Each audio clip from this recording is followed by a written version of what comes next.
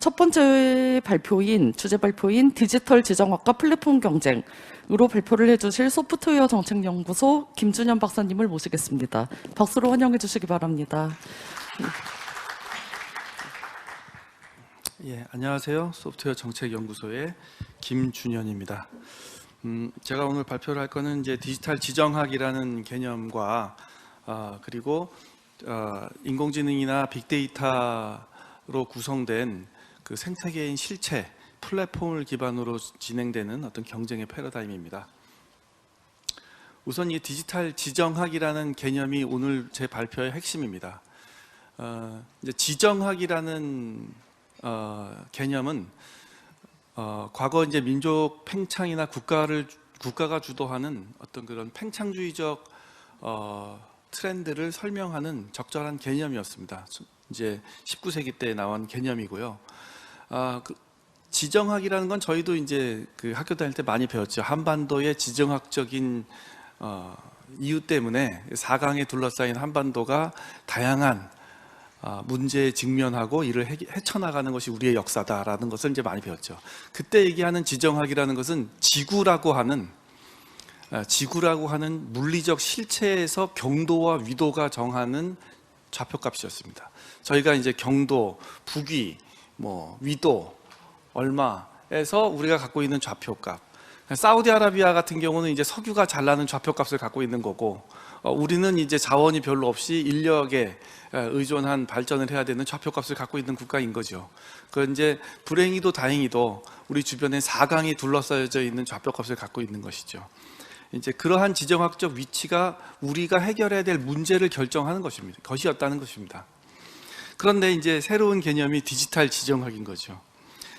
그러면 과연 디지털 지정학이 무엇이고 이것으로서 우리에게 주어지는 숙명적인 해결해야 될 이슈가 무엇인가, 이런 것들을 이제 제가 발표를 해보겠습니다. 우선 지정학은 19세기 때 나온 개념인데 이게 2014년대에 다시 소환이 됩니다. 그 소환이 된 배경은 미국과 중국이 다시 붙어가지고 갈등이 표출되는 상황이 벌어지면서 지정학의 귀환이라는 용어가 이제 등장을 하게 됐죠. 그러면서 이제 자연스럽게 디지털 지정학이라는 개념이 등장을 하게 되는데요. 왜냐하면 이 디지털 지정학이라는 게 4차 산업혁명이 강조가 되면서 인공지능과 디지털 데이터 그리고 플랫폼에 의해서 경쟁이 시장과 기술의 경쟁을 넘어가서 이제는 국가의 안보 내지는 주권과 연결되는 이슈였다는 거죠. 그래서 디지털 기술이라는 것이 그것을 확보한 수준, 그리고 그것을 구현하는 시장에서의 경쟁력, 이런 것 등이 그저 시장과 기술에서의 경쟁이라는 바운더리를 넘어가더라. 그래서 이제 거기에 안보 프레임이 더해지면서 심지어 이제 올해 9월 달에 나온 가트너에서도, ICT 대표적인 연구기관인 가트너에서도 디지털 지오 폴리틱스라고 해서 디지털 주권을 어느 정도 갖고 있는가, 그리고 사이버 스페이스에서의 거버넌스에 어느 위상을 차지하고 있는가, 그리고 산업의 그 기술적 위상을 어느 정도 확보하고 있는가, 심지어는 이제 밀리터리에서도, 군사 안보적인에서도 이 디지털 기술의 확보 여부가 중요하더라. 이것이 새롭게 등장하는 국면이고, 특히 이 슬라이드는 이제 CEO를 대상으로 한 그 가트너의 인사이트였는데, CEO가 옛날에는 이제 마케팅이라든가 이제 이런 프라이싱이라든가 이런 거 중요하게 보고 전략을 짰다면, 이제 이런 거 보고 전략을 짜야 된다라고 얘기하는 정도가 됐습니다. 이게 이제 여러분들이나 저희가 다 기존에 갖고 있었던 지정학적인 개념입니다. 그래서 이제 한반도는 중국, 미국, 일본, 러시아에 둘러싸여 있고, 그리고 이제 안보 구상이라고 하는 것도 미일, 인도, 태평양 안보의 어떤 이런 구상도 하게 되는 거고, 지역적으로 이러한 지정학적인 것은 경도와 위도가 만들어내는 전통적인 지정학적인 그 프레임이었습니다. 근데 이제 이런 거 한번 보시면은 플랫폼에 있어서의 어떤 그 위상, 그러면 이제 그 미국이 주도하는 플랫폼이 전 세계 경제의 뭐 한 75% 정도 차지하고 있는 것 같고요. 그다음에 전통적으로 강자라고 생각했던 유럽은 되게 쪼그라져 있고요. 그리고 아시아가 이제 부상을 해서 대부분 중국이 주도하는 플랫폼들이 갖고 있는 그 위상이 좀 달라졌죠. 이런 것들은 경도와 위도가 만들어내는 위상은 아니고요. 이 플랫폼이라고 하는 것이 만들어내는 경제 위상이라고 할 수 있겠죠. 요걸 한번 보시면 인터넷 트래픽인데 물리적인 거리와 상관없이 굉장히 연결돼 있는 점들이 몇 개 보이죠. 유럽하고 미국 대륙이 연결돼 있고, 그리고 아시아 대륙이 미국과 유럽하고 연결돼 있고, 나머지들이 굉장히 떨어져 있죠. 근데 생각해 보면은 아시아와 유럽이나 미국은 굉장히 지리적으로는 경도와 위도상으로는 되게 멀지만 인터넷으로는 굉장히 가까운 로케이션을 갖고 있는 거죠. 그래서 이제 이런 디지털이 만들어내는 X축, Y축의 좌표값은 전통적인 그 경도와 위도에서의 거리값은 아닌 거죠. 이거 한번 보시면은 이건 사이버 어택입니다. 그 서로가 공격을 하는 거예요. 그 옛날에는 우리가 한반도가 공격을 많이 받은 게 주변에 일본이 있고 중국이 있고 러시아가 있었고 이제 그렇다는 이유였는데 이거는 그걸 넘어가는 거죠. 그래서 물리적인 좌표값과 상관없이 디지털이 만들어내는 새로운 그 좌표값이 안보에도 영향을 주게 되는 거죠. 이거는 이제 커뮤니케이션입니다. 소셜 네트워크에서 글로벌 지배력을 보여주는 건데 역시 이제 미국을 중심한 그 페이스북 지금 메타가 되어 있는 이런 커뮤니케이션 툴들이 지리적인 좌표값을 넘어가서 지배하고 있는 것을 보여주는 지오폴리틱스죠. 디지털이 만들어내는 지오폴리티컬 맵은 우리가 알고 있는 지도하고는 다른 거죠. 자, 이런 개념이 생기면서 디지털 지오폴리틱스라는 것이 생길 수 있겠습니다. 특히 이제 데이터의 소재지. 이렇게 보시면 미국이 40.2% 전 세계 데이터의 한 40.2%를 물리적으로 확보하고 있는 것이죠. 뭐 다른 나라에 설치된 미국의 서버라고 하면은 그는 미국이 장악할 수 있는 데이터의 그 파워가 더 늘어나게 되겠죠. 약 한 60% 가까이를 전 세계의 데이터 장악력이라고 하니까 미국이 갖고 있는 것이 어느 정도인지를 단적으로 보여주는 것이죠. 그러니까 이게 디지털 지정학이 디지털이 만들어내는 X축, Y축에서 어느 정도의 위상을 차지하고 있는가. 이것이 그러면 왜 중요하냐? 지정학에 대한 여러 가지 연구가 있는데 지정학이라는 것은 이제 국가 간에 발생하는 권력의 확보를 위한 경쟁에서 지리적인 좌표가 중요하더라. 거기서 출발을 했던 거고요. 그러면 국가 간에 권력을 쟁탈하기 위한 수단이 뭐였냐면은 이제 외교와 국방이었던 거죠. 그런데 이제 이게 점차 경제적인 수단이 그걸 대체한다. 이제 그것이 이제 경제적인 수단이 군사 수단을 대체하면서 국가 간의 권력 쟁탈의 중요한 수단이 되더라. 이게 지오폴리틱스에서 지오이코노믹스로 가야 된다라고 하는 주장의 핵심입니다.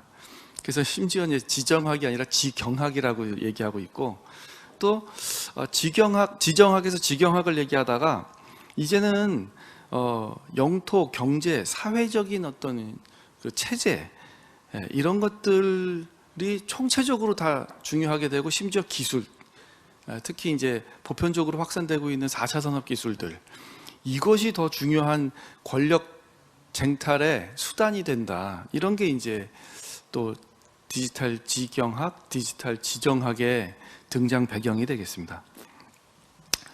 이런 것들이 복합적으로 작동을 하는 게 복합 지정학이라고도 얘기를 하고 있고요. 그러면 이제 디지털 지정학이라는 것이 어떤 배경하에서 등장하게 됐다. 이런 것들을 말씀드렸는데 이것이 뭐에 영향을 주는가를 한번 말씀드려 보겠습니다. 이 디지털 지정학이라는 것은 글로벌 혁신 체제에서도 아주 중요한 역할을 합니다. 우선 그 이노베이션 체제라는 것은 가장 밑단에 있는 그 이노베이션 체제가 산업별 혁신 체제입니다. 산업별 혁신 체제는 철강 산업이 갖고 있는 혁신 체제, 자동차 산업이 갖고 있는 혁신 체제 이런 것들이 다 다르다. 왜 다르냐면 철강은 철강 나름대로의 기술 체제와 시장 체제를 가지고 있고 자동차는 자동차 나름대로의 시장 체제와 기술 체제를 가지고 있다. 그렇기 때문에 각 산업은 각자가 직면한 문제가 다르고 그 문제를 해결하는 해법이 다르다. 이런 게 이제 산업별 혁신 체제의 그 어떤 그 핵심입니다. 고려하는 변수가 기술과 시장 같은 것들인 거죠. 그 다음에 이제 그 산업도 어느 한 지역에 있게 마련이다. 그래서 나온 게 지역별 혁신 체제입니다. 이제 리저널 이노베이션 시스템이죠. 이것은 뭐냐면 지역에는 지역의 지자체가 있는 것이고 지역의 인재가 있고 지역 나름대로의 수요 기반이 있는 것이고 이러니까 산업도 지역에 속한 부분이고 그래서 지역에 있는 산업과 지방 정부 그리고 대학과 연구소 인력 제공 이런 것들이 어우러져서 있을 때 산업별 혁신 체제도 잘 된다. 이런 게 이제 지역별 혁신 체제입니다. 그래서 주로 이제 지역별 혁신 체제에서 관심을 가졌던 변수들은 이런 그 정부와 산업 그리고 지역 기반의 인력 간의 어떤 그 트리플 헬릭스 같은 것들, 그러니까 이들 간의 상호작용 이런 것들을 주로 봤습니다. 그런데 이제 또 국가 혁신 체제가 또 그 상단에 있는 거죠. 지역도 산업도 다 국가의 구성이다. 그래서 국가라는 것은 중앙 정부가 있고 각 지역에 산단 공단들이 있고 또 산단 공단은 여러 가지 산업과 기업들로 구성되어 있다. 그래서 더 큰 차원에서 보면 이런 그 국가적인 혁신 체제가 잘 작동을 해야 지역도 살고 산업도 산다. 룬드발 같은 사람들이 대표적인 이제 이론가이시죠. 현재 이제 국가 혁신 체제와 산업별 혁신 체제, 그 지역별 혁신 체제가 혁신을 이루는 3대 담론이었습니다. 그런데 디지털이 만들어낸 생태계는 이걸 넘어가 버린 거죠. 그래서 초국적 네트워크 같은 것들이 작동을 하는 겁니다. 예를 들면은 이제 대파 같은 것이죠. 디지털 이코노믹 파트너십 어그리먼트 같은 것들, 뭐 싱가포르, 호주 뭐 몇 개 국가들이 모여서 자기 나름대로의 원칙과 규칙들을 강제하는 틀을 만드는 거죠. 이 이제 국가를 넘어가게 되는 거죠. 그 EU가 GDPR을 만드는 것도 마찬가지입니다. EU라는 건 하나의 국가가 아니라 국가 연합체이지 않습니까? 그 EU라는 지리적 기반을 공유하고 있는 유니언이죠. 그러니까 얘네들이 이제 데이터 주권을 미국에 뺏길 것 같으니까 개인정보 보호에 강력한 프레임을 만드는 거죠. 그래서 이제 GDPR 같은 거 만들면 그것은 국가를 넘어가는 어떤 그 표준이 생기는 거죠. 지켜야 될 가이드라인이 생기는 거죠. 이런 가이드라인이 결국은 이제 국가와 지역과 산업과 심지어 기업의 전략에도 영향을 미치는 사회가 돼버린 거죠. 이게 더 세게 들어온다. 이게 세게 들어온다. 이런 게 이제 디지털 지정학의 관점이 필요한 이유가 되겠습니다. 이제는 그 부분 최적화적인 혁신 정책은 잘 안 먹히고 이제는 총체적인 심지어 초국적인 네트워크화에서 돌아가는 룰들, 규칙들, 규범들 이런 것들을 관심을 가지고 그 하위에 일사불란한 혁신 체제를 만들어야 작동을 한다는 것이죠. 또 하나는 이제 글로벌 밸류 체인도 재편되면서 이런 디지털 지정학의 중요성이 더 강조됩니다. 예를 들어 글로벌 밸류 체인이라는 것은 저희가 굉장히 잘 알고 있죠. 왜냐하면 우리나라가 대표적인 국가이기 때문에. 그래서 과거에 설계 같은 부가가치 높은 것들은 선진국이 하고 이제 생산 같은 것들은 저렴한 인건비를 사용하는 개발도상국이 해서 적절하게 분업을 이루면서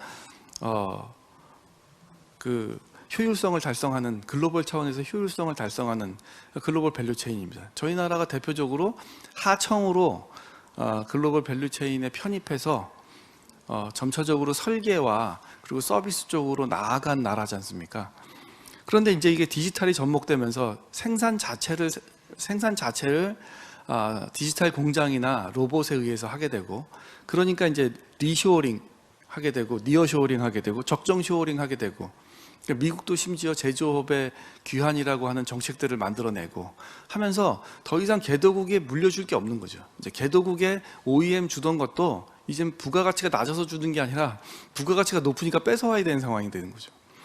이렇게 되니까 글로벌 밸류체인의 전통적인 스마일 커브가 바뀌는 거죠.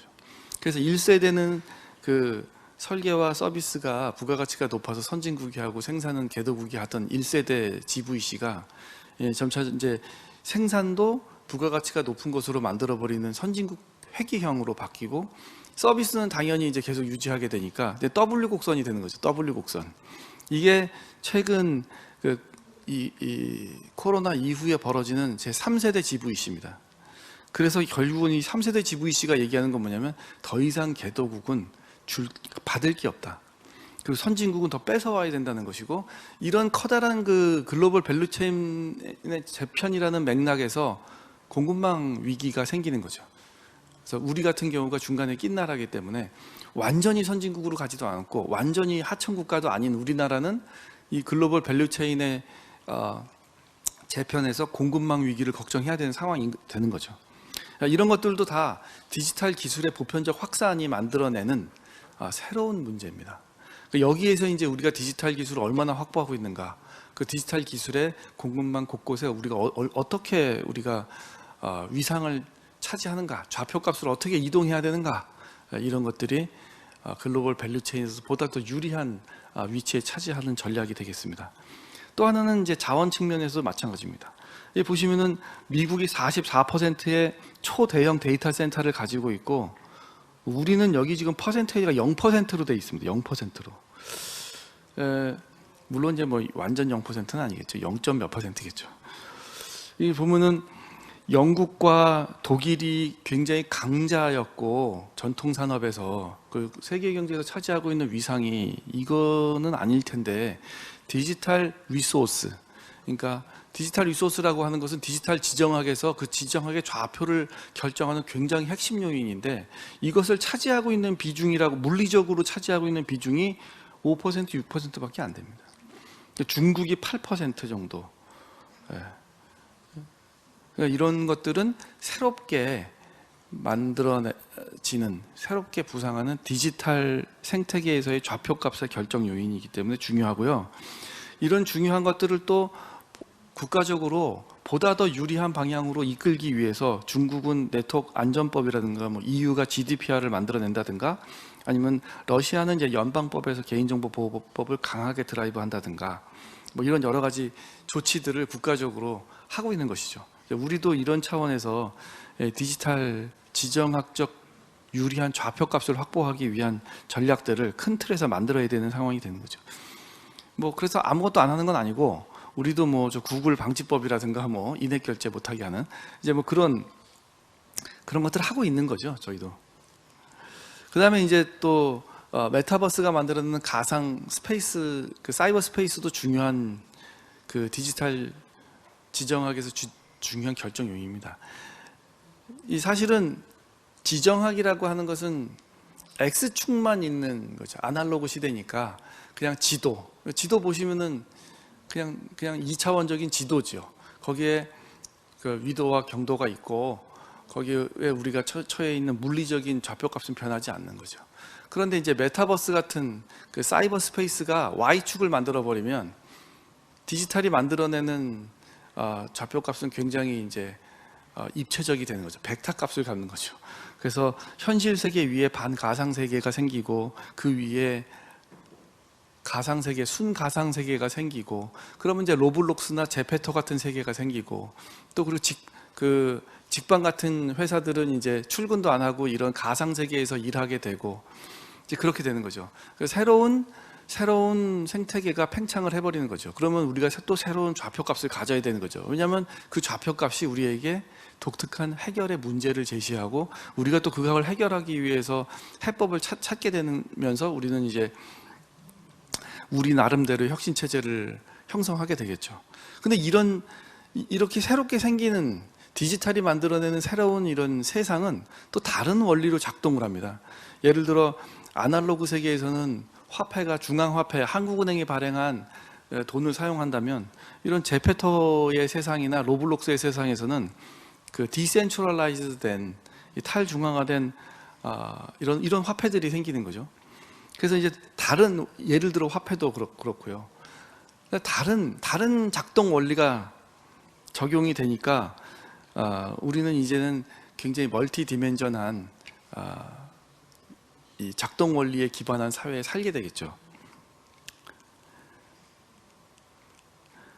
요거는 이제 여러 가지 등장한 그 가상화폐들 간의 그 트래픽입니다. 보시면 이제 블록체인이 가운데 있고 그 이외에도 이렇게 여러 가지 화폐들이 작동을 하고요. 그러니까 원래는 보시면 달러가 이 지정학적 전통적 지정학적 개념에서는 달러라고 하는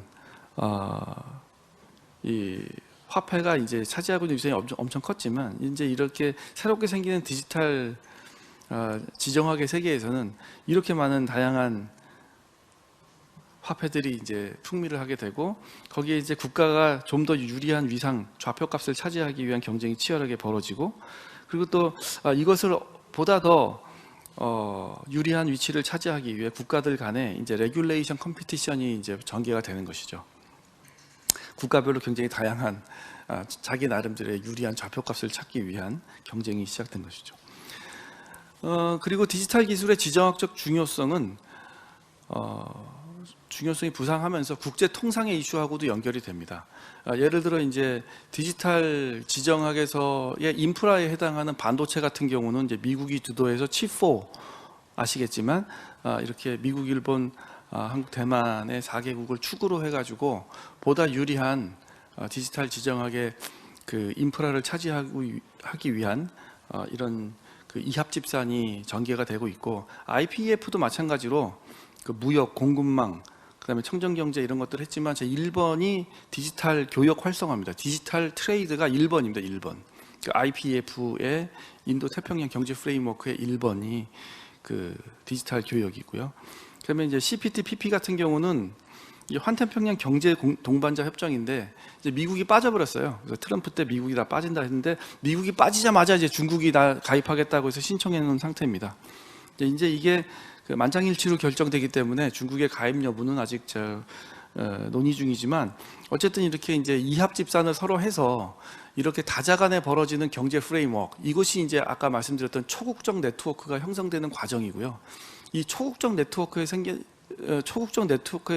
담론이 이루어져서 만들어지는 어떤 프레임워크, 가이드라인, 스탠다드 이것은 국가혁신 체제와 산업별 혁신 체제 모두에 영향을 주기 때문에 중요한 거고요. 그러니까 이런 것들의 핵심적 방향은 디지털 지정학에서의 좌표값을 좀 더 유리한 쪽으로 이끌기 위한 노력들이라는 거죠. 그리고 또 이것은 멀티레터럴한 거고요. 바이레터럴한 경우도 이루어집니다. 특히 이제 그 디지털 지정학에서 좌표값을 좀 뺏겼다고 생각하는 유럽 같은 경우가 굉장히 적극적으로 그 양자 협의를 많이 해가는데 그 핵심 내용은 이런 그 데이터 내지는 플랫폼에서의 보다 나은 위상을 차지하기 위한 그런 이제 노력들입니다. 뭐 인도하고도 하고 이제 뭐 유럽이 그리고 중국하고도 유럽이 적극적으로 이런 그 바이레터럴한 프레임워크를 작동하고 있는 것이죠. 기존의 WTO라든가 이런 것들은 오히려 이런 디지털 지정학에서의 유리한 위치를 차지하고자 하는 다자간의 협의에 의해서 본다면 WTO는 오히려 과거에 작동했던 이런 그 멀티레터럴한 것들은 작동을 안 하는 상황입니다. 이런 것들은 이제 미국이 주도를 하고 있다고 하지만 이제 미국과 중국이 핵심 축을 잇고 축을 형성하고 으르렁거리고 있죠. 아시겠지만 트럼프가 등장하자마자 이제 무역 제재부터 시작해서 각종 제재가 뭐 저희 신문을 장식한 때가 있었고 특히 틱톡 같은 경우도 미국이 매각의 요청도 했었었고 이런 상황인 거죠. 미국이 굉장히 적극적입니다. 이런 디지털 지정학에서 도 유리한 위치를 차지하기 위한 노력에 미국처럼 적극적인 나라가 없어요. 사실 미국은 과거 지정학에서도 굉장히 유리한 위치를 차지하고 있었고 지금 새롭게 펼쳐지는 디지털 지정학적인 좌표도 굉장히 유리하게 갖고 있었습니다. 제가 설명드렸듯이 데이터 전체 트래픽의 44%를 차지하고 있다는 등 아니면 플랫폼 경제에서의 75% 이상이 미국이 주도하는 그 가파 체제에 속해 있다는 등 여러 가지에서도 유리한 위치를 차지하고 있는데 더 적극적인 게 이제 가장 적극적인 게 미국이라고 할 수 있습니다. 미국은 특히 두 가지의 축이 작동을 하는데 정보기술혁신재단에서 발행하는 보고서 같은 경우는 전 세계 디지털 지정학적인 움직임의 센서링 기구입니다. 여기서 이제 유럽도 견제를 하고 있죠. 유럽이 승자독식의 미국이 주도하는 디지털 자본주의에 대응하는 디지털 사반티 같은 거, 디지털 주권 같은 거 강조하고 있다. 이제 이게 미국 보고서가 유럽의 움직임을 센서링하는 내용이고요. 그래서 얘네들이 GDPR이라든가 디지털 시장법이라든가 디지털 서비스법들을 걸고 있다. 그래서 미국은 어떻게 해야 되냐? 이렇게 되면 미국의 세계 영향력이 감소하게 될 것이고 경쟁력에 침해를 줄 것이고 혁신을 저해할 것이다. 그래서 이런 유럽에 관련된 이런 움직임들을 예의주시하고 그 다자 간의 협의체에 넣어서 유럽의 미국적 디지털 자본주의의 그 룰, 놈, 스탠다드를 강제해야 된다라고 얘기를 하고 있습니다. 중국도 센서링을 하고 있죠. 디지털 권위주의의 탄생에 대해서 예의주시하고 있고, 그리고 이 미국과 EU가 공조를 해서 중국이 주도하는 국가주도의 디지털 서번티 같은 것들을 견제해야 한다, 이렇게 주장하고 있습니다. 한편으로 그러면서도 EU가 자기도 디지털 주권을 얘기하고 있기 때문에 미국이 EU하고 협력하면서도 EU가 말을 잘 안 들을 것 같아 라고 또 보고서에 써 놓을 정도입니다. 뭐 이런 식으로 미국이 이제 굉장히 그 디지털 지정학에서의 유리한 좌표값을 찾기 위한 노력을 하고 있고요. 그리고 이제 그 USTR 미국 대표부가 그 무역 장벽 보고서를 이제 내는데, 여기에 보면은 이제 좀 더 구체적인 액션 플랜들을 제시하고 있습니다. 예를 들어 우리가 이제 2020년에 통과한 넷플릭스법 같은 경우, 그 전기통신사업법 개정안, 이런 넷플릭스법이라고 하고 있죠. 이런 것들이라든가 아니면 인앱 결제 방안, 우리가 흔히 말하는 구글법이라고, 구글 안티 구글법이라고 하는 것들에 대해서 우려를 표명하고 이런 것들을 어떻게 제재할까라는 것들을 고민하는 게 이제 그 USTR이 내는 무역 장벽 보고서입니다. 그래서 이런 것들이 어떻게 이 정부 보고서에 들어가냐, 이런 것들은 그냥 들어가는 게 아니라, 여기에 보시면 이제 구글, 아마존, 페이스북, 애플, 마이크로소프트 같은 경우가 다 로비를 합니다. 진짜 로비 금액을 보면 매년 한 1조 정도의 로비 금액을 통해서 USTR의 보고서에 각국이 만들어내는 법안들, 이런 것들이 이제 미국이 차지하고 있는 글로벌 경쟁력 혹은 디지털 지정학에서 유리한 좌표값에 영향을 줄지 안 줄지에 대해서 이제 평가를 하고 있는 것이죠. 이런 것들이 미국이 새롭게 펼쳐지는 디지털 생태계에서 유리한 포지션을 차지하게 하는 그런 장치들입니다. 중국도 가만히 있지는 않죠. 중국도 이제 뭐 사이버 보안법이라든가 아니면 수출 통제법이라든가 대응 전략을 내놓고 있습니다. 그리고 CPTPP 같은 경우 미국이 빠지면 바로 뭐 중국이 참여하겠다고 신청을 하고 있고, 그래서 여기서도 중국도 그 과거에 이제 그 중국이 구사했던 어떤 여러 가지 전략들, 경제 개혁 방안들이 디지털 생태계에서도 강력하게 작동하도록 국내법 내지는 그 다자간 협의체에 적극적으로 참여하는 모습들을 보여주고 있는 것입니다. 유럽은 좀 쪼그라진 모습인데, 유럽은 그래도 쪼그라졌지만 EU가 제안하는 여러 가지 R&D 프로젝트에 유럽의 디지털 미래라든가 디지털 콤파스, 아니면 디지털 권리나 원칙 장전 같은 것들을 만들어내면서, 유럽은 태생적으로 이제 유로피안 유니언을 구성하는 다양한 그 구성 국가들하고 협의를 거쳐서 진행을 하는 거기 때문에 속도는 느리지만 그래도 파급력이 상당합니다. 그래서 유럽이 만들어내는 여러 가지 표준과 가이드라인이 글로벌 다자간 협의 체제에서 반영될 가능성이 되게 높기 때문에 지금 유럽이 다소 디지털 지정학에서 좀 수세에 밀리는 분위기지만, 그래도 유럽의 우리가 미국하고 맞짱을 뜰 수 없는 상황에서는 유럽에 우리가 상당히 커뮤니케이션 라인을 긴밀하게 가져가야 될 필요가 있는 것이고, 또 우리와 유럽이 어떤 면에서는 다르지만 어떤 면에서는 또 상당히 그 공통점이 있어 보이기 때문에 유럽과 우리가 중요한 동반자가 될 수 있다. 그 대표적인 예가 구글 인앱 방지법입니다. 우리가 먼저 시동을 걸었는데 EU가 그걸 받아서 디지털 시장법이나 아니면 디지털 서비스법에 반영하려고 하는 노력들을 보이고 있다는 점이 우리와 유럽이 어느 면에서는 같이 갈 수도 있다라는 것을 이제 보여주는 면이죠. 다른 지역도 이런 그 플랫폼과 데이터 에 대해서 굉장히 강하게 드라이브를 걸고 싶습니다. 뭐 존재감은 미미하지만 그 아프리카에서 등장하는 초국적인 네트워크들, 초국적 플랫폼들이 이제 그러한 얘기고요. 남미에서도 이런 토종 플랫폼들을 육성하기 위한 각국의 노력들이 이루어집니다. 이것을 뺏기면 말씀드렸듯이 전통적 지정학에서의 좌표값은 의미가 없고 새롭게 펼쳐지는 디지털의 X, Y축에서의 좌표값이 굉장히 불리하게 작동이 될 수 있는 면이 있고, 또 이것은 지리적으로 경도와 위도값이 바뀌지 않는 것과 똑같이 디지털에서 만들어지는 좌표값도 독점이 발생하기 때문에 쉽게 바뀌지가 않는다는 면에서는 일맥상통합니다. 지금은 이제 바야흐로 이런 그 서비스 무역이 보편화되던 WTO 시대는 갔고, 이제 새로운 냉전이라 하면은 이제 디지털을 둘러싸고 펼쳐지는 트레이드와 패권 경쟁이라고 할 수 있고요. 이런 것들을 촉발한 것은 미중의 통상 분쟁이고 러시아 우크라이나 사태들입니다. 이런 것들이 우리가 직면하고 있는 혹은 앞으로 직면하게 될 새로운 통상 체제고요.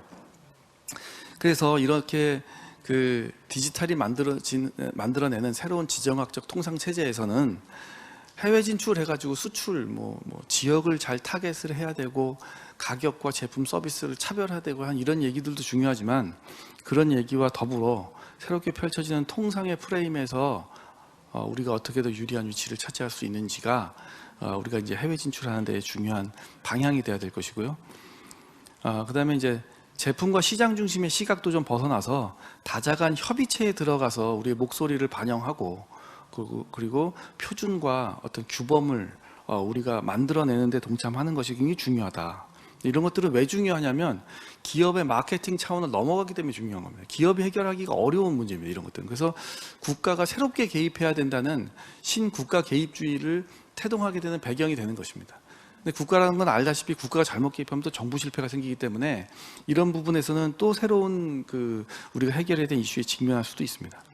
이제 제가 저희 발표 내용을 정리하게 될 텐데, 저는 이제 3가지 지혜와 1가지 해안을 말씀드리겠습니다.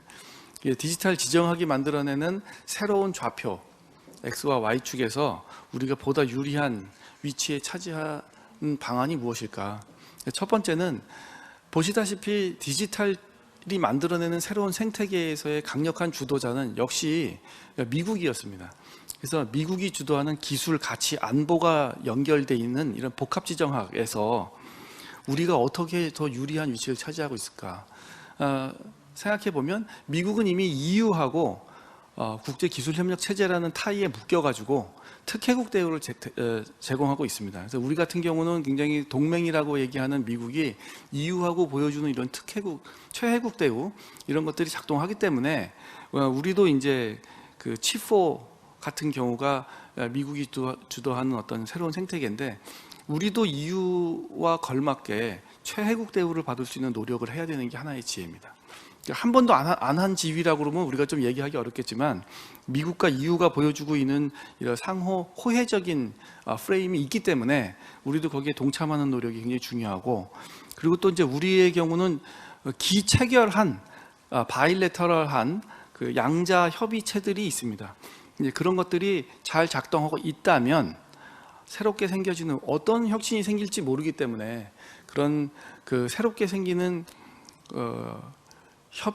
협력의 사안에서도 포괄적이고 상호주의적인 원칙이 작동되도록 우리가 좀 바꿀 필요가 있습니다. 그래서 기체결국과에서의 관계를 좀 더 포괄적이고 상호 호혜적인 그런 쪽으로 바꿔나가는 것이 건건히 대응하는 협상의 비용을 줄일 수 있는 그런 지혜입니다.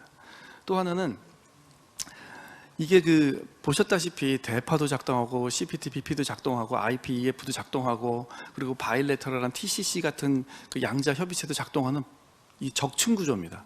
왜냐하면 초국적 네트워크가 굉장히 적층형으로 형성되어 있기 때문에 이것을 개별 건건히 대응하기 위해서는 엄청난 니고시에이션 코스트가 들어갈 겁니다. 이런 것들을 줄이려면 단순 참여만으로도 우리가 어떤 무임승차를 노릴 수 있는 것들이 있을 겁니다. 이런 것들을 우리가 이제 발라내서 굳이 너무 힘을 주지 않아도 이제 규범 프레임에 우리가 좀 발만 담궈도 어떤 효과를 누릴 수 있다면 적극적으로 참여해야 됩니다. 왜냐하면 그건 비용을 줄일 수 있기 때문에. 또 하나는 이제 이런 3가지 지혜가 필요하고요. 또 하나는 어떤 거는 참여하고 어떤 건 우리가 빠져야 되는데 그것이 무엇이냐를 선별하는 해안이 필요합니다. 우리의 경제적 이익 그리고 우리의 좌표가 이런 것들을 좀 보고 디지털 통상의 적층 구조에서 우리가 어떤 층부터 참여해야 되는가, 어떤 것들을 더 우선순위를 둬야 되는가, 어떤 것들이 더 시급한가, 어떤 것들이 더 파급성이 좋은가, 이런 것들을 좀 선별하는 작업들이 좀 필요합니다. 그래서 이런 세 가지 지혜와 한 가지 해안이 필요하다고 말씀드리면서 이제 급변하는 디지털 통상에서 최근에 형성되고 주목되는 이 디지털 지정학적인 리스크, 이것은 기술 중심도 넘고 그리고 시장 중심도 넘고 안보 프레임만 강조해서도 안 되는 이런 복합 지정학적인 특성을 가지고 있기 때문에 우리가 좀 더 통합적인 그런 눈으로 디지털 지정학이 우리에게 부여하는 문제를 찾아가는 해법을 찾아야 될 것 같습니다. 이상으로 저 발표 마치겠습니다.